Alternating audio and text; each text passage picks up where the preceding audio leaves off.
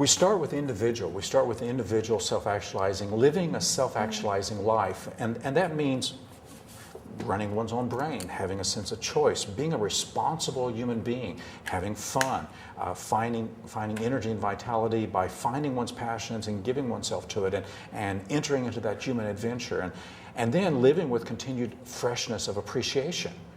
There's many more, but those are some of the key ones of living a self-actualizing life. Being alive, being really vital to our opportunities and possibilities. Living within the constraints of whatever we live in, but not letting that define us.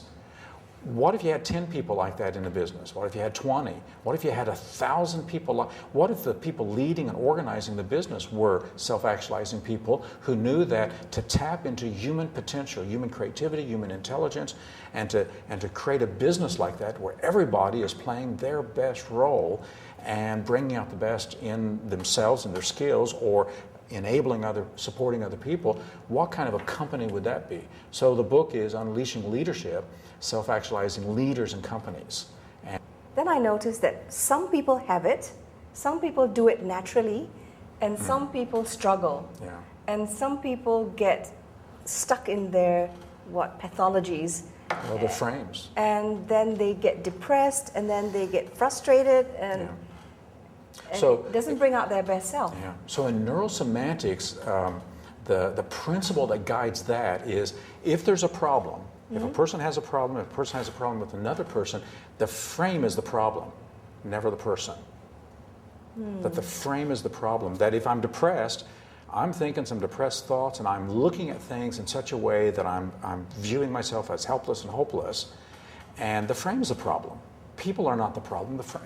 And so sometimes getting rid of some of these frames that are toxic, that are sick, that are pathology creating frames, and being able to detect that frame and to step back from that frame, recognize it, and suspend that frame, because it was created by thoughts and feelings and meanings and experiences. It's an interpretive frame, and the person created it or accepted it, and the person has the power to suspend that meaning and deframe it. I've been a coach, a meta coach. This meta coach model that was created by Dr. Hall and Michelle Duval. This is an approach to self-actualization psychology, applicable to getting the best out of people. And I work mainly in business as a corporate coach. But what would you say to a general audience about how they could start the process of self-actualizing? So what you've just said is step one, the vision. Because if a person doesn't have a vision, if the vision is just a little itty-bitty vision of just, I want more money. But if their vision is, I want to unleash my potentials, I want to be true to myself. So Abraham Maslow said, a musician must make music. A poet must write. What a person is, he or she must be. So it's really finding those potentials and having that vision. Because if you don't have that vision of what is possible in human life, then we really take the low road. Once you have the vision, then it's a matter of what are the steps for unleashing these potentials, and that's where a coach can play such a supportive role of having a conversation like none other, and that's what coaching is, having that fierce conversation that gets to the heart of things, and the heart of things are the meanings and frames. And when we get to the heart of things, then we can find the frames that's going to unleash people's potentials, and we can dismiss the frames that have dampened and inhibited those potentials. So most of us have learned to be afraid of being wrong. But we know that taught that in schools, actually. But we know that learning is trial and error learning. We try it and see what works, what doesn't work, and it's just the exploration of learning. If we release our fears of it, and then it is creativity, and so human nature, we create ourselves. Since we don't have instincts, we just have some impulses and drives, but we don't have instincts. We don't know how to be human, so we get to create it. And so self-actualization is inviting each person to create their best self with the meanings and the responses that they want to create.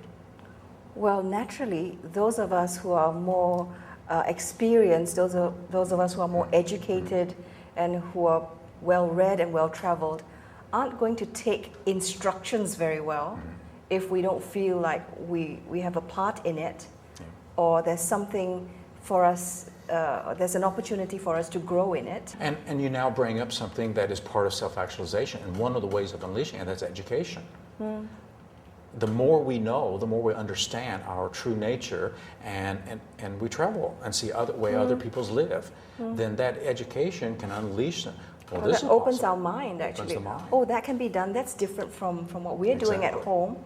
So then we take the best parts of whatever, Yeah. and then we just enforce that in our lives. Exactly. So what's the work that you're doing with Maslow's work? How are you expanding Maslow's work into your work? So building upon Abraham Maslow and what he discovered about the bright side of human nature, that there is this drive, there is this passion, and there's qualities and characteristics to it, and that is driven by the lack of instinct, like animals, but the human instinct of curiosity, learning, meaning making, and so building upon that, most people know about his hierarchy, his pyramid of needs, and how we move up. The highest need is the need to self-actualize, and that means to find meaning and order and justice, to find beauty, to find art and mathematics, and the things that are the human drives where we can just be at our very best.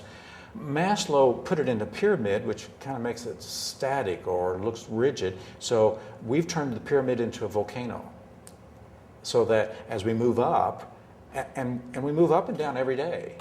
So when we take care of the lower needs well, and that's the principle, take care of the lower needs well, your survival needs, your safety needs, your social needs, love and affection. When you take care of those well, you're ready to explode out of that volcano to head for the stars. To make real. And so what does that is meaning and meaningfulness that we can then translate into action, performance. And so the self-actualization quadrants is one of the models that we've come up with in neurosemantics of two axes, the meaning axis and the performance axis. This way? And that leads us into quadrant 4, which is when we synergize, when we put together best meanings, best performances, best meanings, and it comes together as that optimal performance that's highly meaningful, and then we find we're in the zone. So meta coaches, they operate from the zone, and they facilitate other people to step into that optimal place. Things can just flow. So then it's like finding how to translate that meaning. Exactly. That's what coaches do. We facilitate that process. Yeah, exactly. And get them to act in the most efficient way, effective way. So we ask the question, what are you going to do today to make that real in your life? What are you going to do this week? And who's going to hold you accountable to turn this into action? And then, well, I know what neurosemantics has done for me, and it's turned my life around. And I considered myself right at the bottom of the pyramid when I started this process.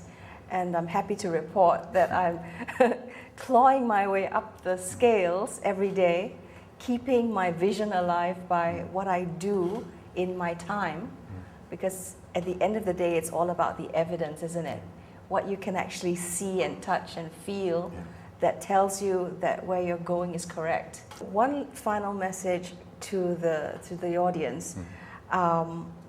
If you want them to take this step and come into that place where they can start to understand, what would you say? Would you tell them to buy a book? Would you tell them to go and have this experience, do a process, talk to a coach? It really depends upon a person's learning style. So if a person can read a book and take the instruction or get the overview, then reading a book. If a person's learning strategy is to experience it, then finding a coach, finding a meta coach, and having that experience would be the first thing. Or going to a training and getting some skills so that there's performance skills, there's meaning skills that can unleash these. So in closing, would you tell us about the Institute of, or is it the International Society of Neuro-Semantics? And how many people do you have in that group, and what you hope to do with that group? And how is this group actually, changing the world? Yeah. We don't know exactly the number.